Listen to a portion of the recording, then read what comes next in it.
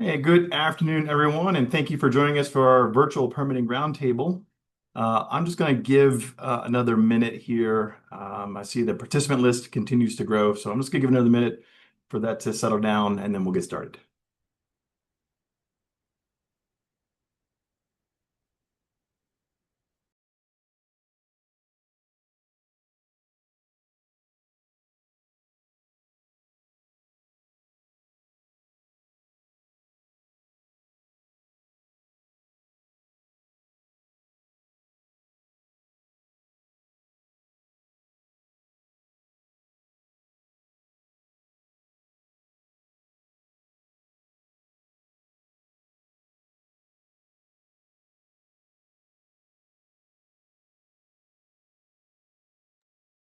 Okay, sorry about that. My Zoom window disappeared for a second. All right. So thank you, everyone, for joining us for the Colorado Broadband Office Virtual Permitting Roundtable. I'm Kyle Grago, your host and Senior Broadband Project Manager for the Colorado Broadband Office.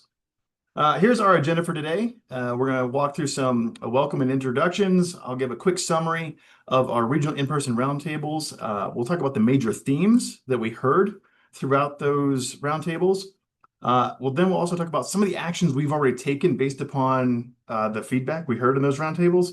And then we'll present some of our proposed strategies, which we're really looking forward to hearing your feedback on those proposed strategies and whether or not they would help answer the issues and questions that were raised throughout the in-person roundtables. Or if you didn't have a chance to participate in one of the in-person roundtables, a question that you have had in your mind regarding our in-person roundtables.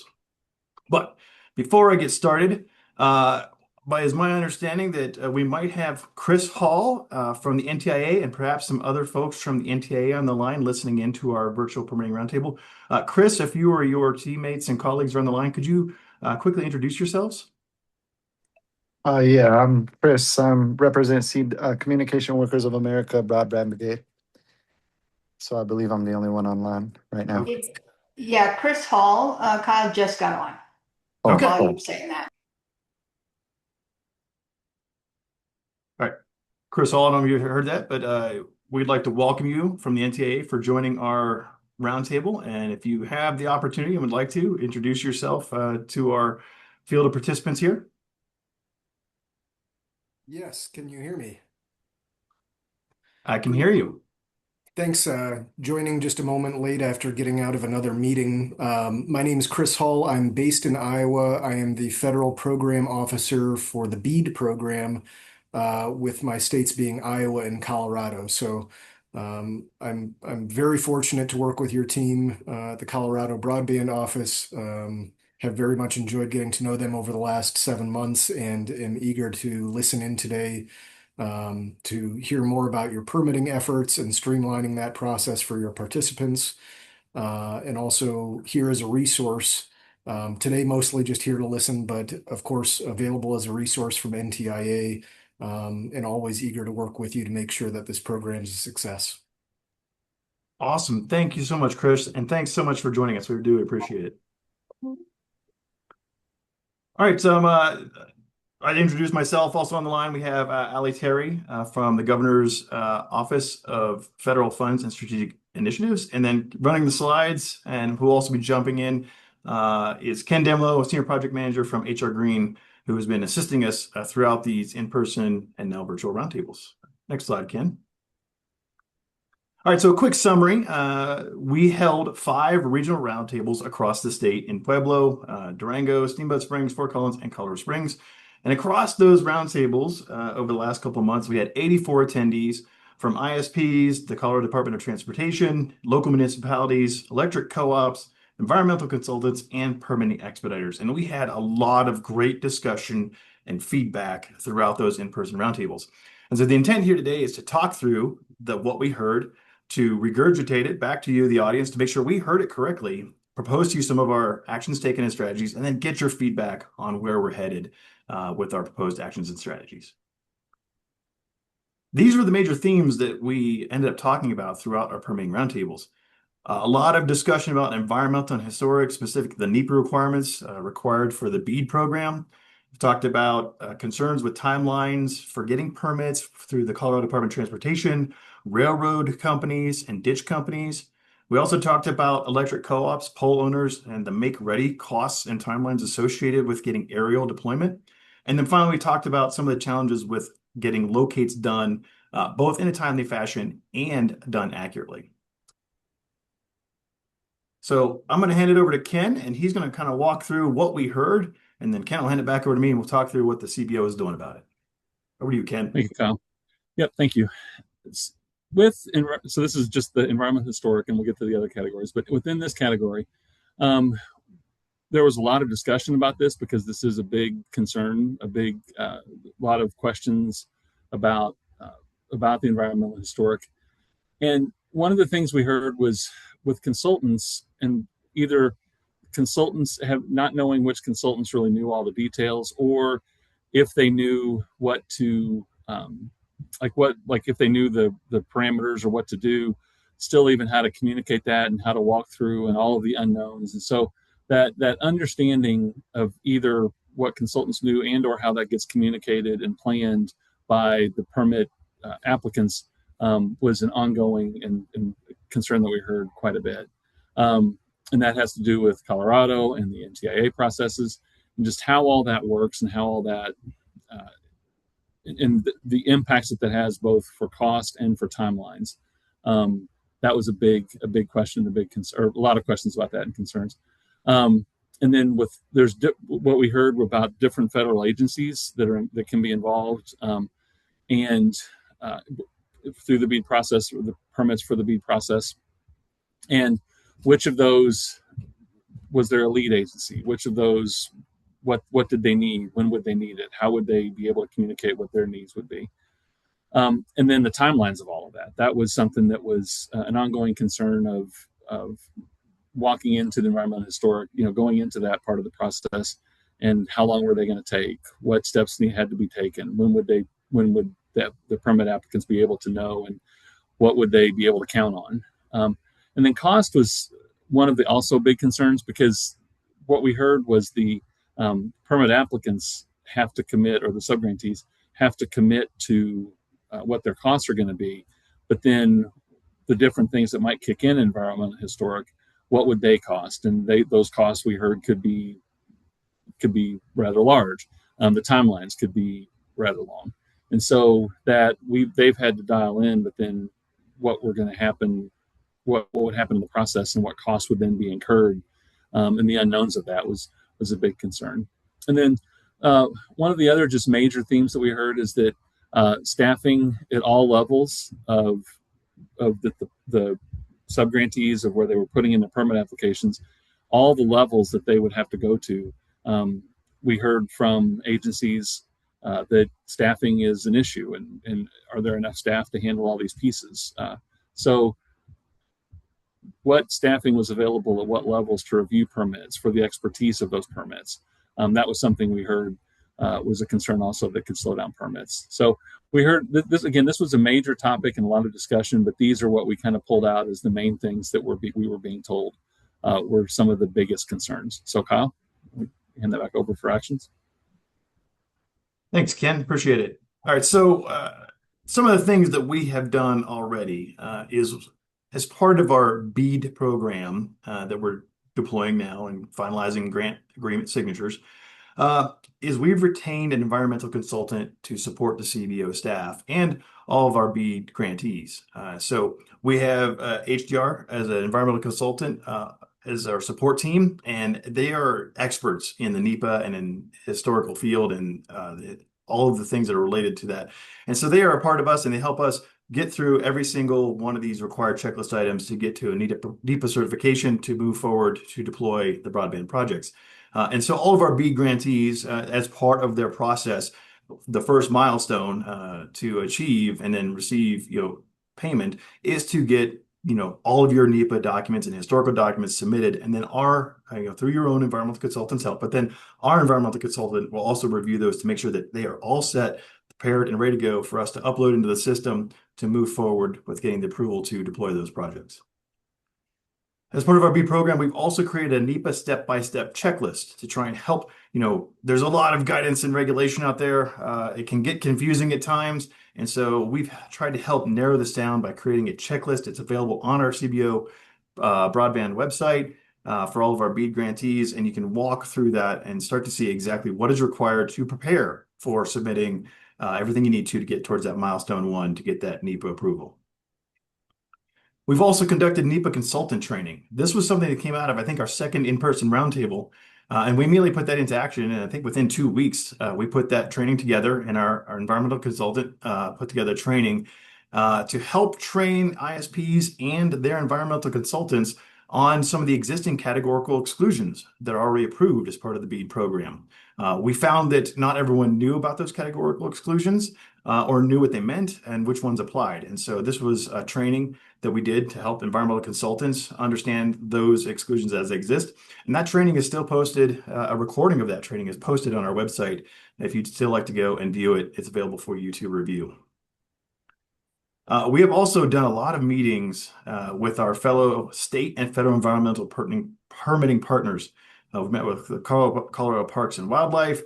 We've also met with the U.S. Forestry Service and several others. And it's just getting us all on the exact same page of what is required for permits in these environmental areas with these other state and federal agencies, making sure we're all aligned and we understand at the Colorado Broadband Office what is required from our ISPs as we go through this process. A couple of the proposed things that we're putting out there is a consultant statement of work template. So what we heard was, as Ken kind of alluded to, is that it was sometimes difficult to get to a good idea of how much work will be required from an environmental consultant for an ISP to then get to a good scoping statement as well as then a pricing discussion. It was a lot of unknown. It often ballooned into, well, we'll just do everything. And so one of the things we're considering working on is building a statement of work template for environmental consultants that as an ISP, you can take that as here's a general kind of like scope of work, fill it out additionally to fit your needs, and then you can use that to pass over to an environmental consultant. I think one of the questions that I have on this is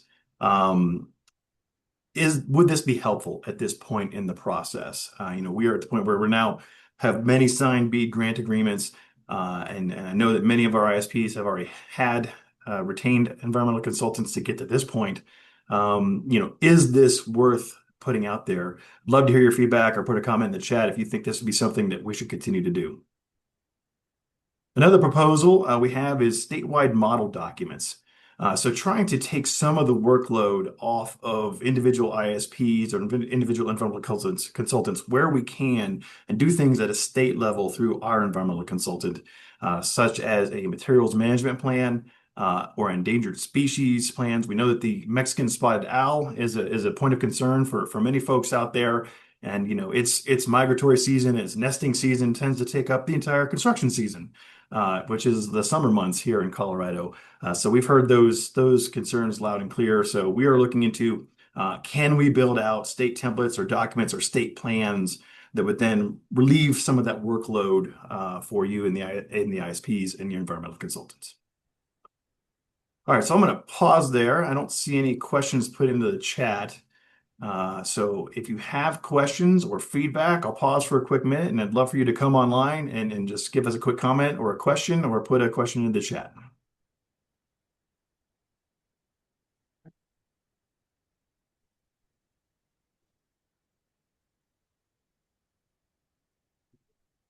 Okay, I'm not seeing any hands raised.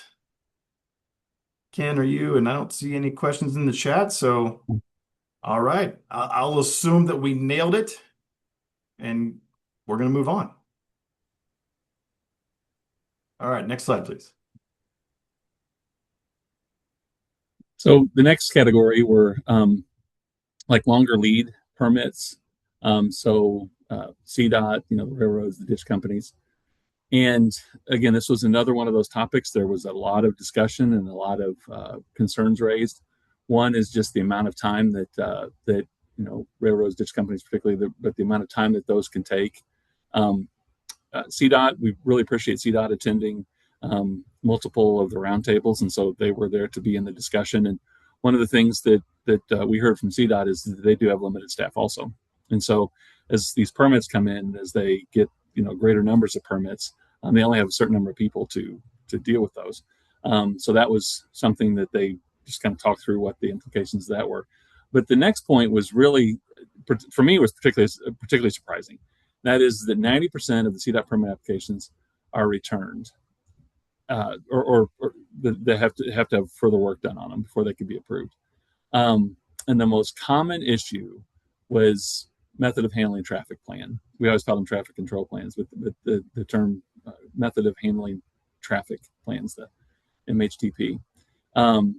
So with 90% of not being approved, and that being the most common, that was something that was, again, a lot of discussion around that. And then the railroad crossing. So the permits with those have been, and we heard there continue to be significant challenges with those. And even some of our people in the discussions even said that, even if they were in the right of way, that they still got, even if they were going through to look at or look at their equipment, that they could be fined for accessing it and those sorts of things. So the working with the railroads and working with how to get the permits and then how to work within their right of way were all expressed as significant challenges. And then the impact of water rights and ditch companies. There was, again, a lot of discussion about those, of who to contact. Will they get back with you? What's their fee going to be? Do their fees change? When would they even be able to get those and find out and get all that part, get those things done? That's a fairly unique Colorado thing, because they've been around. Those water rights have been around for so long. But that was something that, again, was brought up fairly consistently. So again, just as with the last category, there were more things that were talked about, but those were the things that were talked about the most in each, pulling together of the roundtables. So, Kyle. All right. Thanks, Ken. All right. So some of the things that we've done is we have met and we will continue to meet with the Colorado Department of Transportation to work through, these concerns about CDOT permit applications and the issues that are causing them to be returned, causing delays, and build out strategies to work with them to help expedite those permits. One item that is pending is, as part of the BEAD program, we're working on a permit progress tracking and engagement process. And so for milestone 2 of the BEAD program, it requires a permitting plan from the grantee. And so our intent is to take that permitting plan, where the ISP identifies all of the permits that are required to complete that project, submit them as part of the permitting plan. And then as we move forward and those projects move forward, we're going to be asking for, permit tracking numbers. And so that the idea is that we will keep an eye, across all of our BEAD programs. What is the status of all the permits as they move through this process, and be looking forward to be ahead of any that may be, getting to the point where they're going to pass that threshold of mandated requirements to be completed to support the BEAD program. And so we want to be proactive in tracking those permits. And then as we see where there may be issues, where they're being delayed, we want to proactively engage with the state or federal partners to help move those permits along, or find out what is holding them up and get them back on track. So that is a pending item that we're working on. Another pending item is we would like to invite railroad expediters to our next BEAD monthly office hours. Actually, we just had a discussion this morning, so we're probably going to push that one off to September 3rd. Our scheduled BEAD monthly office hours on September 3rd.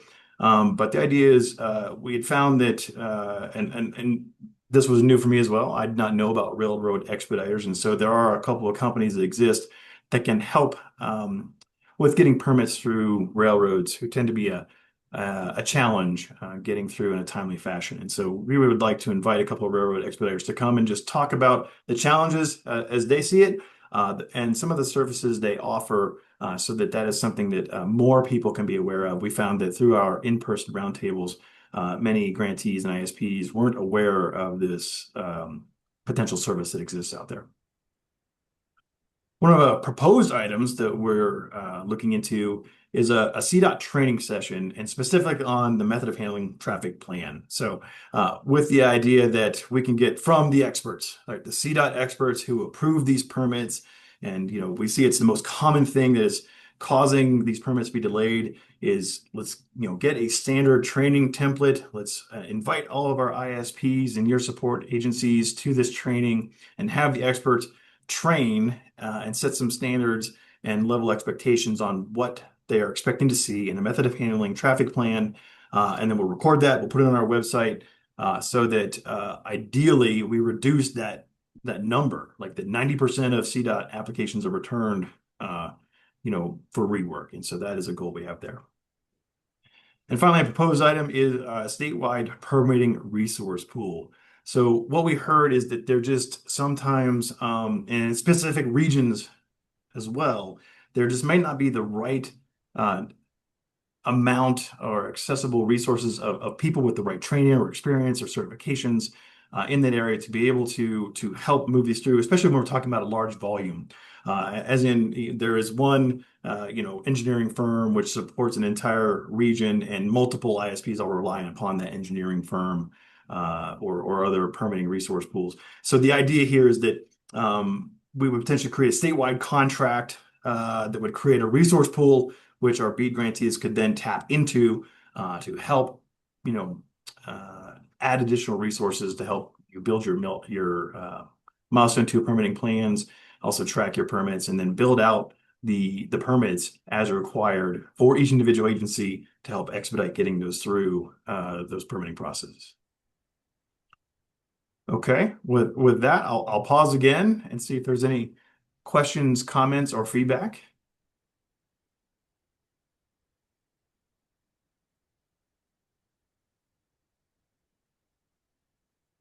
Okay, nothing hurt. Ken, I think we're just killing it. I think we're nailing everything, and everybody's completely happy with what we're doing. So we'll move on. So in Colorado, one of the things that we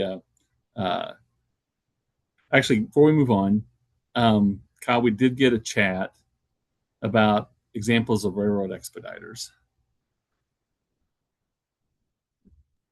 So I think what I want to avoid is the state providing endorsement for specific companies. So I don't want to name specific companies in this forum. I would ask you to do maybe some internet research as well as just hold that question for hopefully we believe we have some interest from a couple of railroad expediter companies that we're going to officially invite to our September 3rd BEAD office hours. So if you can just hold on to that, and then once we get confirmation that they're going to be present at that, you can hear from those expediters directly on that BEAD office hours. So thank you. Great question. Again, I just want to avoid any appearance that the state is endorsing a specific company. And if you're doing internet research, sometimes they're referred to as expediters, sometimes they're referred to as aggregators. But just as Kyle mentioned, that September 3rd, if that works, then being able to just kind of hear what they do and how they do it, I think is going to be a great resource for everyone. So another topic that, particularly in Colorado, with terrain and with mountains and rock and all that, a lot of the fiber or broadband infrastructure is typically on poles.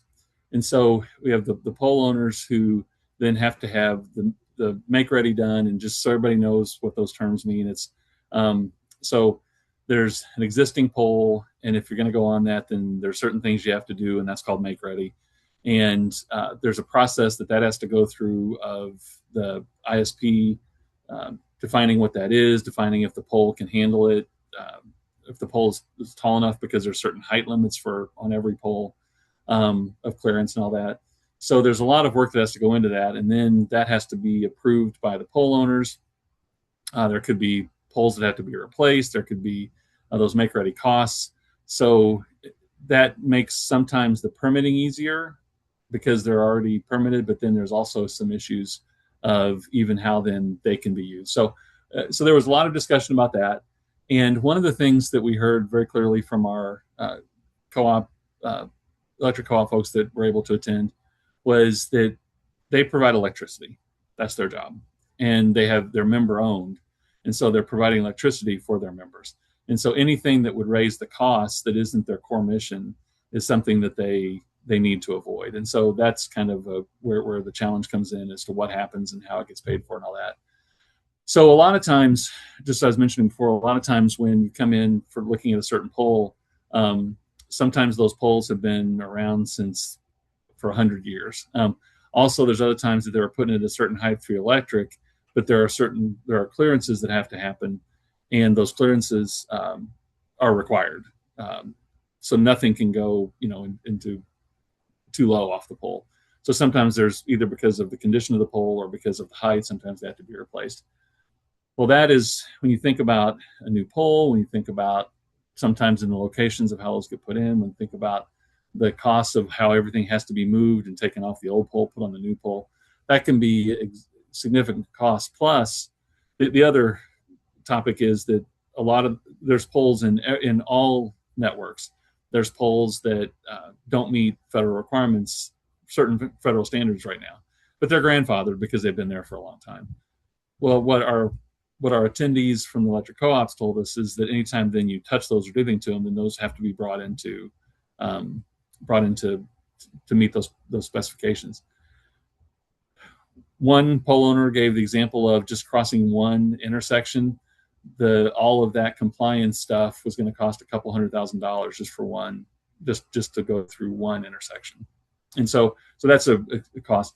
And then I won't go deep dive into this, but SB 19107, because the poles were put in place for electric, they have not, and those easements were granted to them, that that other services like internet were not part of that original easement. And so the state legislature worked to deal with that, and they passed SB in 2019. They passed 107 that was to say that the broadband could move forward, but because that was a new use to the easement, that there had to be some notification process.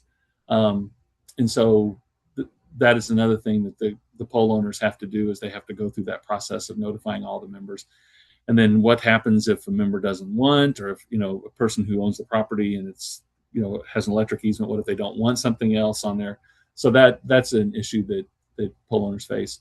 And then I already mentioned the make-ready engineering and the costs. Those have to be paid for by the ISP, because that would just be adding on to the co-op's expenses, which again, they can't do because they're members.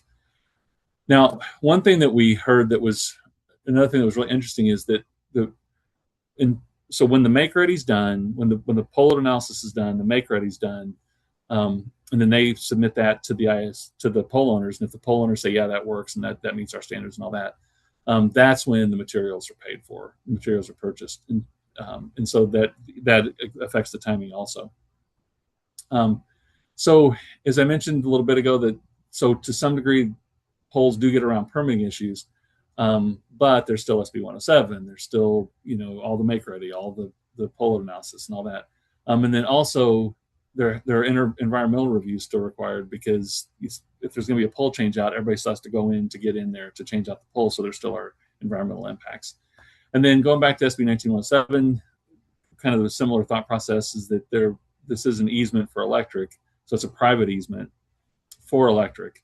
And so dealing with those easements and how the easements are dealt with is an important part of the process that just can't be overlooked. So, Kyle. Thanks, Ken. All right, so some of the things we're doing pending is there's a lot to unpack here, right? There's a lot of challenges to address, and so we're still researching what are the possible paths to help alleviate these cost and timeline concerns when it comes to pole owners and the make-ready costs. So we've got a lot of ideas. We're working behind the scenes to build out essentially a electric co-op and pole owner strategy to engage with the right people, the CEOs and the boards, to talk about this and try to work together to deliver broadband for Colorado residents, but also, improve the electrical infrastructure, as we go forward, if there's a possibility to do that. So a lot, more to come on this. And we'll keep trying to bring this up as we make progress, but I think we're still in the very early stages of building out that strategy and how to go about building a plan that we can execute. One of our proposed items is to manage, but we're looking into the potential to manage pole replacement costs for co-ops.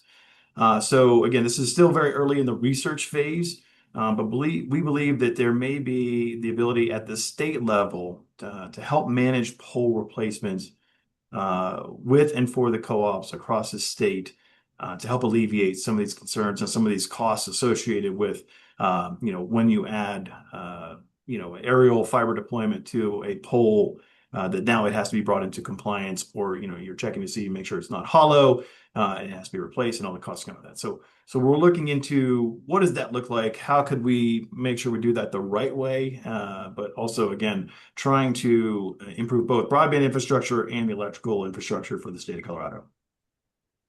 And then finally, on private easements, we're working on adding private easements to our milestone number 2 deliverable.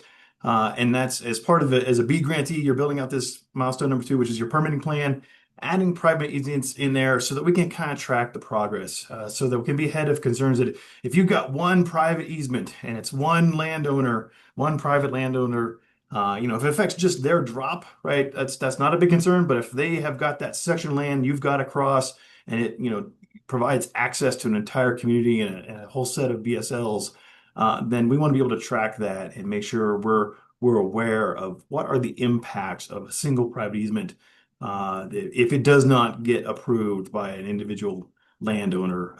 How does it affect the rest of the project? So that's something we're working on, adding to the milestone number 2 deliverable. We'll be talking a little bit more next week about all of our milestones and those deliverables, and then the templates we're building for the ISPs to submit as part of those milestone requirements. All right, with that, I will pause again to see if there's any questions or concerns or comments.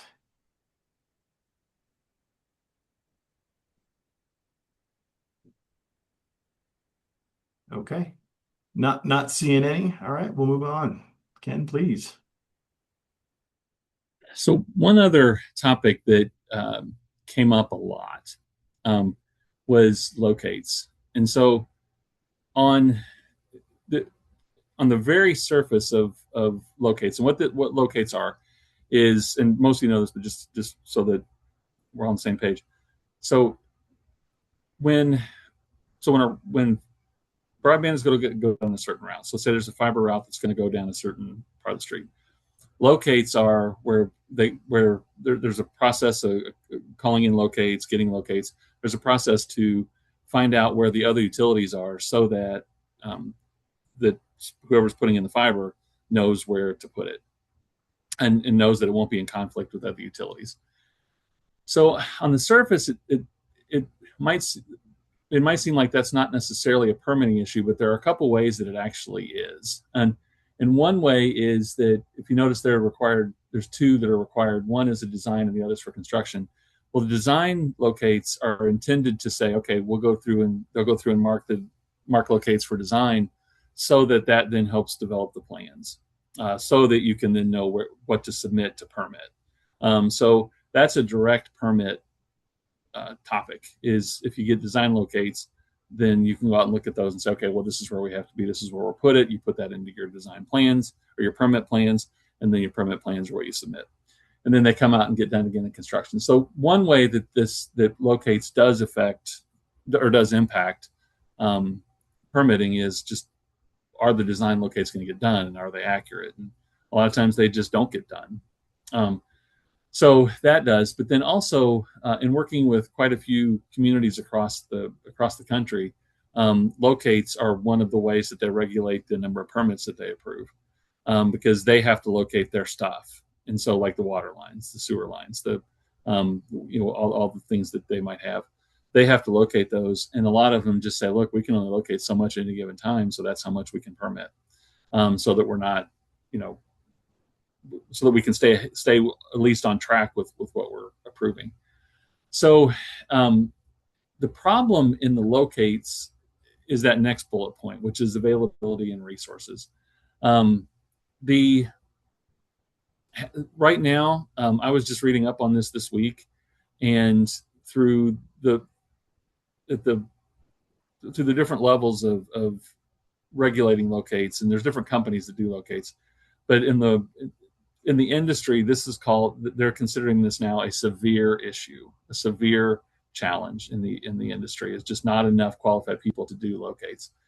So if they don't happen, if you don't have the availability, if you don't have the resources to be able to get locates done, the design locates and the construction locates, or if they're not done well, that causes all kinds of problems, cascading problems. Um, and it at this point, those are significant issues already before all this next round of permits for bead come into play. So it's already a severe problem. This is just going to, bead and bead in those applications are even going to make it worse. So the timelines, this is a really interesting bullet point because timelines, again, as I was mentioning before, I work with quite a few municipalities that say they just slow down permitting because they can't keep up with the locates. But the timeline issue is also a huge issue because a lot of times there's so many days or so many hours to get locates done. And if they don't get done, then you're supposed to just go ahead and proceed. Well, that's actually a real problem too, because the whole point of locates is to not get into other utilities and not to cause all those issues that are going to slow down the entire process. So the quality, the accuracy of work, the volume, those are all, again, we're at a scarcity now. And so those are just going to become even more issues. And so like the next bullet point I already mentioned that they just wait for the permits until they can keep up with the locates.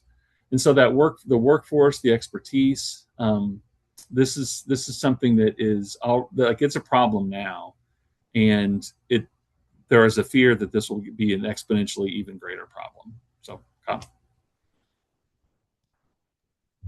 Thanks, Ken.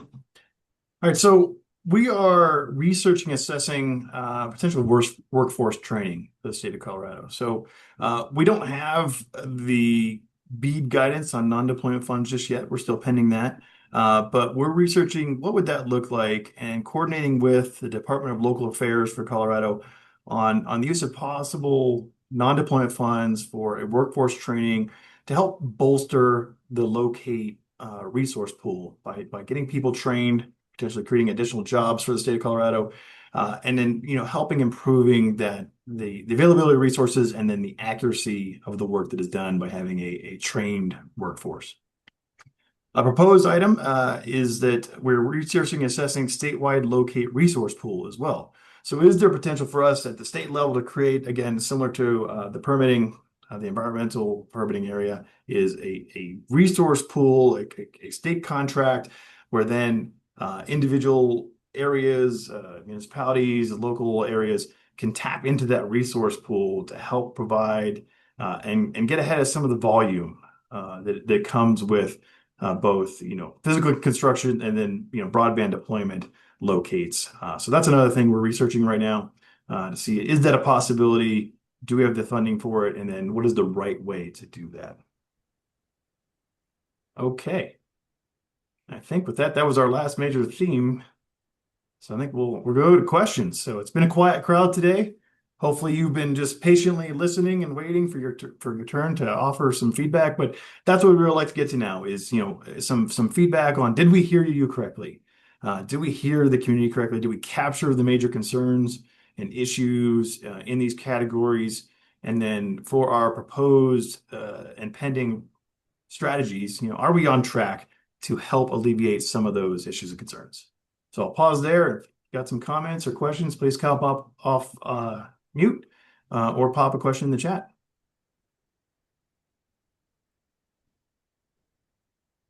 Oh, look, hand raised by Ben Clay. Go ahead.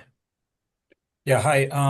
Going back to the poll slide, I think there's a federal regulation that says that the pole owners can't pass on the cost of replacing a pole if the pole was already scheduled or identified for replacement.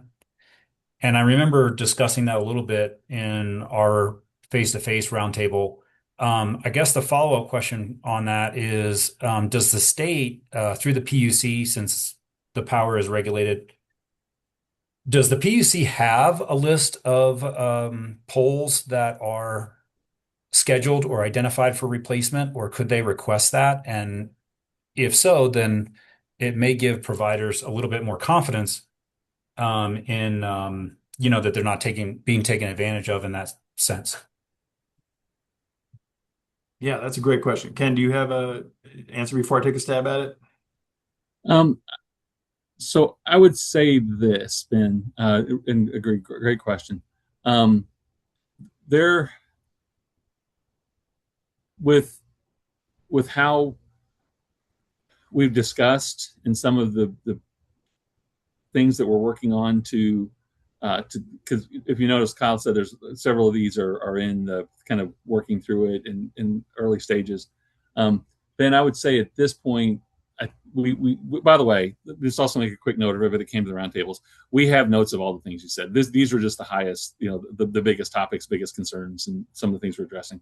But Kyle, I would say it this way that those possibilities are included in some of the steps that could be taken with poll owners. It's just in the research stage and what can be done, what's available, and so kind of still in play. But then we do have those notes, and we did like those are things being included in what can we do kind of thing. So Kyle, that's the way I would say it.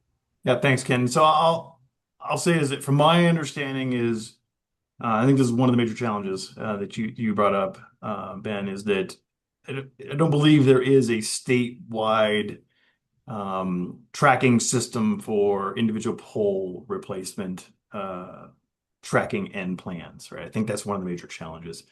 And so that is something that we're discussing as we try to build out a strategy on how to address these concerns. And then I'm gonna phone a friend here, and Ali, do you have any comments that you would like to throw in to back us up here?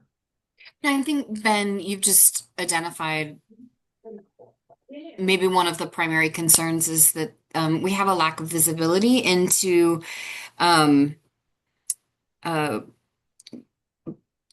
the state of the polls in Colorado, if you will.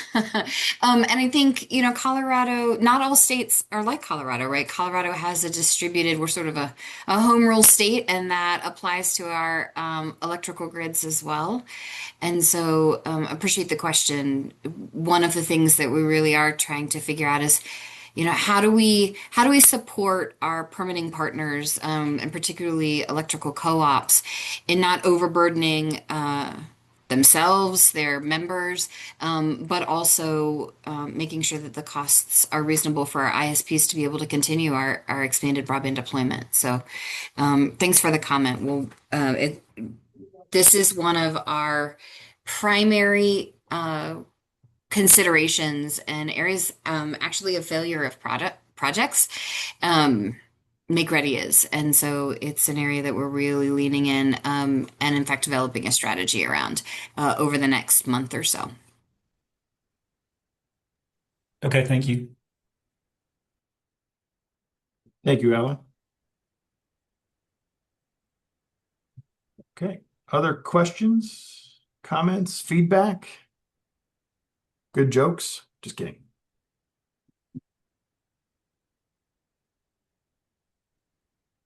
How can I add something really quick? Absolutely, please. So y'all, good thing we did in person because you guys are really quiet, and that's pretty unusual for our stakeholders. But we're so incredibly grateful for all of the input that we've had over the last couple months. Just wanted to tell you what's coming in the next 6 months. So, in addition to all the initiatives that Kyle is talking about, that we're hoping we can get some input from you all on to make sure we're solving the right problems, we've got so this is the end of phase one of our permitting roundtable. So, this was sort of information gathering, determining what we're going to be, highest priorities for the Colorado Broadband Office to be working on moving forward. Phase two of our permitting roundtables, we will be reaching out to some additional permitting partners, some of our federal and state partners that our ISPs are going to be interacting with over the next couple of months. And making sure that we've got a really great process to be able to help you all work, those of you that are ISPs and working in the broadband space, to make sure that we can help you work through your permit processes, that we're flagging, to Kyle's point, that we're flagging permits that are coming up really close to their deadlines and trying to get those over the finish line before we hit the deadlines. So, in addition to the just sort of the convening. The phase two of permitting roundtables will be the state convening permitting partners specifically to work on individual permits. So the permits, your permits, to make sure that we can get those over the finish line. So this sort of that went a little sideways the way that I was saying that.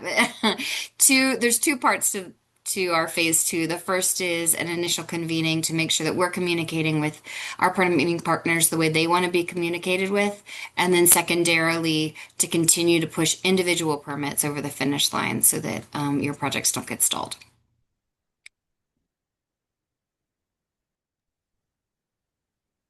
Okay, thank you, Ally.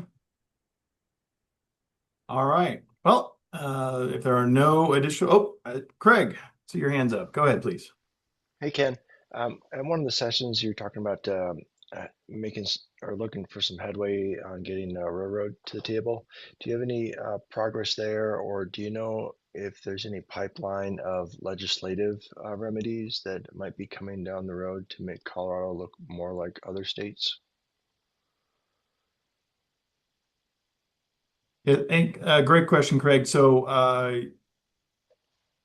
as kind of mentioned in the beginning of the brief, we are going to invite railroad expediters or aggregators, as they may be called, to present at an upcoming BEAD office hours. And so we got some good contact information. We have got some interest. They are interested in participating in that. So we're targeting the September 3rd BEAD office hours for one or hopefully two or more railroad aggregators, expediters to come and just kind of present, how they see the challenge working with railroads and then some of the services they provide.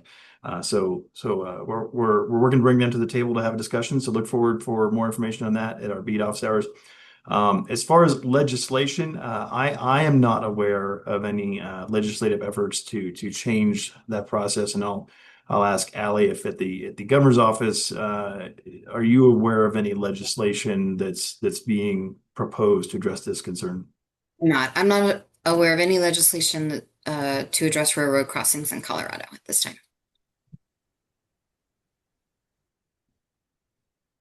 And one more.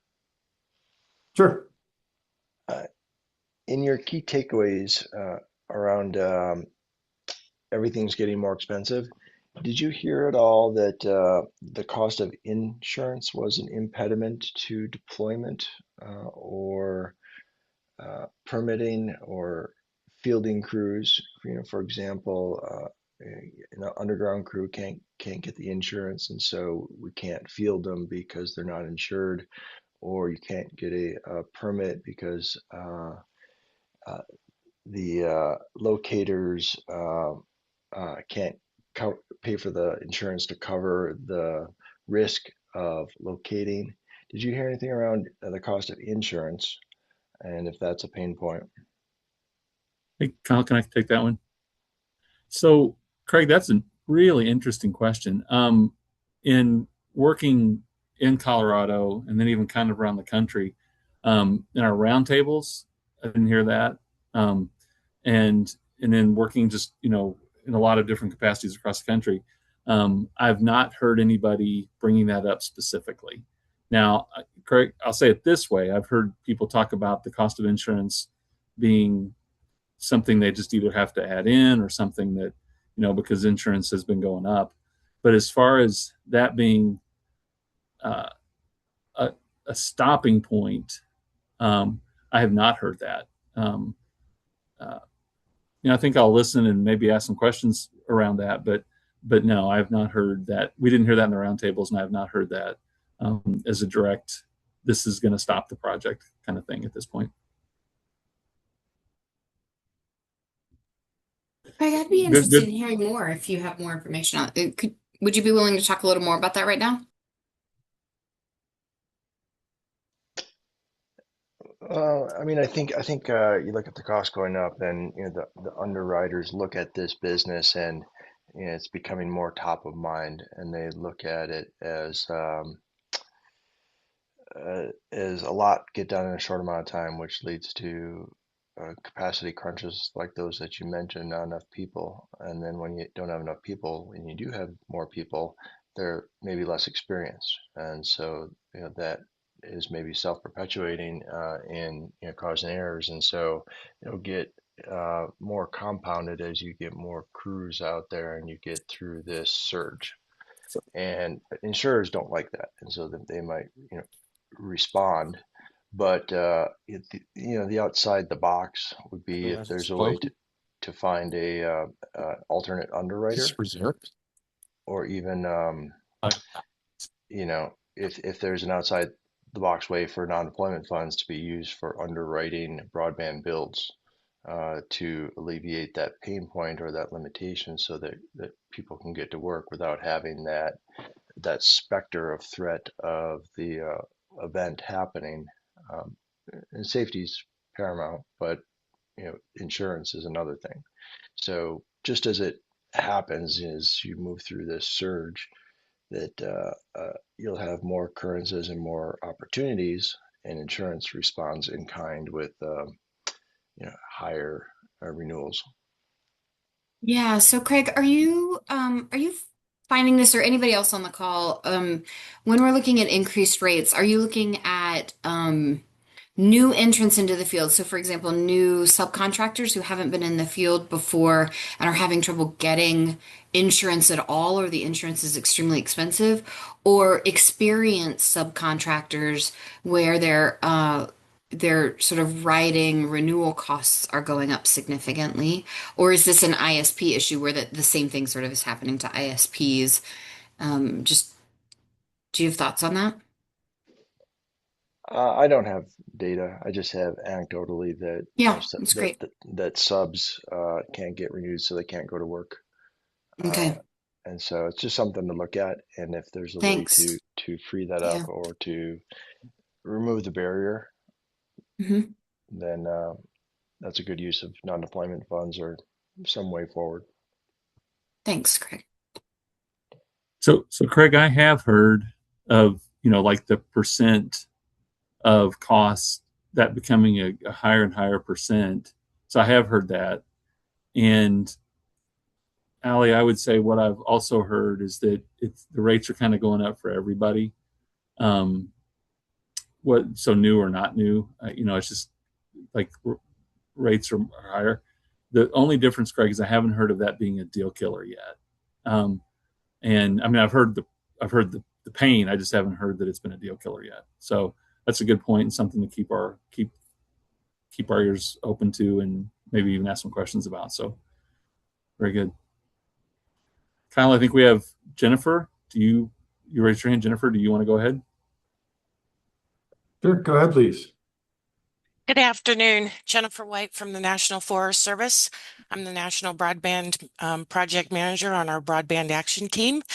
Wanted to introduce myself and my colleague Janelle Corey, who's also on, that's our Regional Project Manager, and let everybody know that if there's a project that's crossing Forest Service administered lands, whether it's being co-located on a right-of-way, within a road right-of-way, or on existing poles, please reach out to the Forest Service, because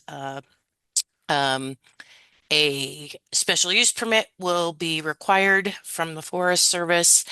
And there's some additional things that need to be done as we're coordinating with the State Broadband Office and NTIA to meet our NEPA requirements, our Section 7 requirements, and our Section 106 requirements. Ensuring that we have the appropriate tribal consultation contacts, the appropriate area of potential effect, and ensuring that our sensitive species for the Forest Service management plans are also incorporated with the endangered species biological report. So wanted to just give a shout out to the Forest Service, and I will put our Broadband Action Team general email into the chat, and also our website link for proposal submission in the chat. Thanks so much. Awesome. Jennifer, thank you so much for joining. Thank you so much for introducing yourselves, and thank you for sharing that information. Pleasure. So reach out if you have any questions to either myself or to Janelle, or anybody on our team will get that if you just email our if you email the general email box for our broadband team. Awesome. Thank you so much. Thank you. Okay. Any other questions or comments?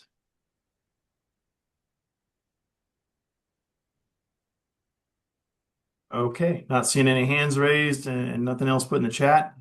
So again, I just want to say thank you very much for all of you for attending this, but also for those of you that came in person to one of our in-person roundtables. Thank you so much for making the trip. Some of them a little bit further than others, but to get to there, and I think it was a really great discussion, and especially for me who just joined the Colorado Broadband office back in March. It was eye-opening to learn some of the challenges and hear some of the stories and experiences that have occurred out there in the field, and also get out and meet people in person. So it was a great experience to get out and meet people in person and have these discussions face to face. And thank you so much for participating. We'll be posting this recorded session up onto our website, and then we'll see you at next week's BEAD office hours. Thank you so much. Have a great day.